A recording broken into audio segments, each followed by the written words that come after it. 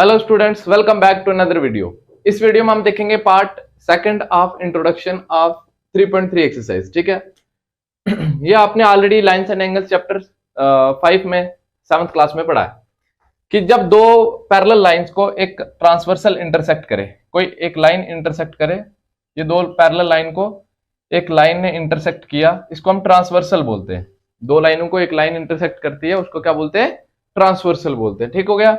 ये ट्रांसवर्सल है, यहाँ पे बहुत सारे एंगल बन गए। 1 बन गया, 2 बन गया, 3 बन गया, 4 बन गया, 5 बन गया, 6 बन गया, 7 बन गया और 8 बन गया। बहुत सारे एंगल्स बन गए। ठीक है।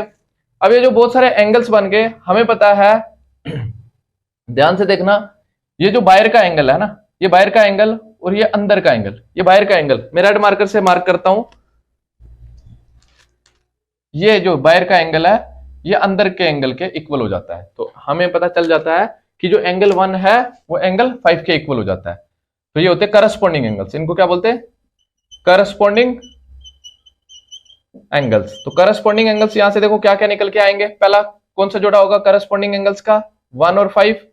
एंगल 1 इक्वल हो जाता है एंगल 5 के। ठीक है।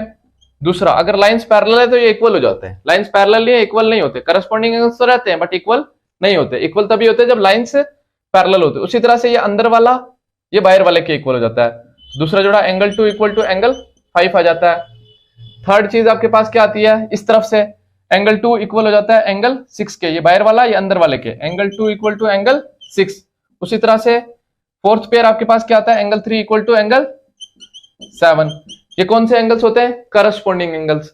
उसी तरह से हमारे पास नेक्स्ट आ जाता है alternate interior angles. Alternate interior angles. Okay. तो alternate interior angles, alternate interior angles कैसे पहचानेंगे? जेड शेप बनेगी, जेड शेप से पहचानेंगे हम। जैसे ये देखो, ये एक मैं जिसको हाईलाइट कर रहा हूं, ये एक जेड शेप फॉर्म कर रही है ना। तो इसके कॉर्नर पे जो एंगल बना है और इसके कॉर्नर पे जो एंगल बना है ये इक्वल हो जाते हैं। इनको बोलते हैं हम अल्टरनेट इंटीरियर एंगल्स। तो एंगल 3 इक्वल टू एंगल 5 हो जाता है। उसी तरह से यहाँ पे उल्टा जेड बन रहा है। यहाँ पे ये देखो, यहाँ पे उल्टा सा जेड बन रहा है। इस तरह से हम पहचानेंगे इसके कॉर्नर पे जो एंगल बनेगा और इसके कॉर्नर पे जो एंगल बनेगा, इनका सम भी सॉरी ये भी इक्वल होंगे। Angle 4 equal to angle 6। Angle 4 equal to angle 6। ये कौन से एंगल्स है? Alternate interior angles. उसके बाद हमारे पास आता है alternate exterior angles. Alternate exterior angles. तो अल्टरनेट एक्सटीरियर एंगल्स कौन से होंगे इसमें से? इसके कॉर्नर पे जो इसके साथ यहाँ पे बन रहा है और इसके साथ जो यहाँ पे बन रहा है इस कॉर्नर पे, बाहर वाले ये वाला और ये वाला एंगल को क्या कहलाएंगे? Alternate exterior angle. Angle 1 equal हो जाता है एंगल 7 के। उसी तरह से हमारा एंगल 2 इक्वल हो जाता है एंगल 8 के। एंगल 2 इक्वल हो जाता है एंगल 8 के। इन एंगल्स को हम क्या बोलते हैं? अल्टरनेट एक्सटीरियर एंगल्स बोलते हैं।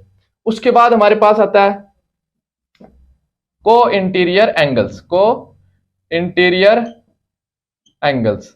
तो को इंटीरियर एंगल्स को हम अलाइड एंगल्स भी बोलते हैं। क्या बोलते हैं? अलाइड एंगल्स भी बोलते हैं। और क्या बोलते हैं? कंसेक्यूटिव इंटीरियर एंगल्स भी बोलते हैं। कंसेक्यूटिव इंटीरियर एंगल्स भी बोलते हैं। और क्या बोलते हैं? Interior angle on the same side of transversal भी बोलते हैं। Interior angles on the same side of transversal भी बोलते हैं। ट्रांसवर्सल भी बोलते हैं हम। ठीक है। कौन से एंगल्स? जो ट्रांसवर्सल के अंदर साइड, ये ट्रांसवर्सल है ना, इसके अंदर वाली साइड पे ये जो दो एंगल्स बन रहे हैं, इन दोनों का सम हमेशा कितना होता है? 180 डिग्री होता है। तो angle 4 plus angle 5 equal to कितना होगा? 180 डिग्री। एक ही हो गया को इंटीरियर एंगल्स। अब दूसरा, इस तरफ ट्रांसवर्सल के अंदर वाली साइड पे यहाँ पे दो एंगल्स बन रहे हैं 3 और 6। इन दोनों का सम भी कितना होता है? Angle 3 plus angle 6 equal to 180 degree. इनका सम भी कितना होता है? 180 डिग्री। ठीक है। तो ये एंगल्स आपको याद रखने हैं, डिफरेंट, जो ट्रांसवर्सल और पैरेलल लाइन के बीच में फॉर्म होते हैं। तो इनकी मदद से आपकी एक्सरसाइज में काम आएंगे। और उसके बाद आप ये चीज भी याद रख लेना, रिवाइज कर लेना, क्योंकि ऑलरेडी भी पढ़ा हुआ है। अभी देखो, स्ट्रेट लाइन पे जो दो एंगल्स आ रहे हैं ये लीनियर पेयर फॉर्म कर रहे हैं। तो लीनियर पेयर वो होता है जब दो एंगल स्ट्रेट लाइन पे आ रहे हैं और उनकी दो एडजेसेंट एंगल्स। अब एडजेसेंट एंगल्स क्या है? 7th में पढ़ा है, और ज्यादा डिटेल में पढ़ना है तो देख लो इधर।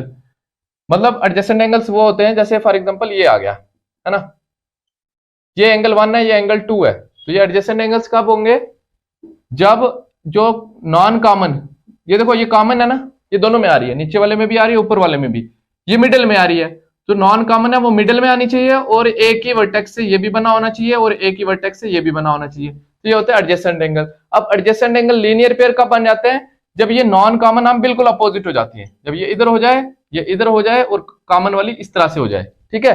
कॉमन वाली के जो कॉमन आर्म है ना, जो नॉन कॉमन है वो बिल्कुल एक दूसरे के जब अपोजिट हो जाती है, तो वो क्या बनाती है, लीनियर पेयर। जरूरी नहीं है बिल्कुल स्ट्रेट हो, ये इधर हो सकता है, इधर हो सकता है, तो ये होता है लीनियर पेयर। लीनियर पेयर क्या होता है, जब स्ट्रेट लाइन पे दो एंगल बन रहे, इस तरह से याद रख लो आप, स्ट्रेट लाइन पे ये दो एंगल बन रहे, ये इनका सम होता है 180 डिग्री, तो लीनियर पेयर। लीनियर पेयर कौन कौन फॉर्म कर रहा है, 1 + 2 का सम होगा कितना, 180 डिग्री, सब नहीं लिख रहा हूं मैं। इसी तरह से 2 3 का सम 180 होगा, क्योंकि ये भी स्ट्रेट लाइन पे आ रहे हैं। 3 4 का भी होगा, ठीक है। उसके बाद 5 6 का भी होगा, 6 7 का भी होगा, 7 8 का भी होगा, 5 8 का भी होगा, इनका सम भी कितना होगा, 180 डिग्री। तो इनको हम बोलते क्या, लीनियर पेयर। उसके बाद एक चीज और याद रख लेनी है आपने, वर्टिकली अपोजिट एंगल्स।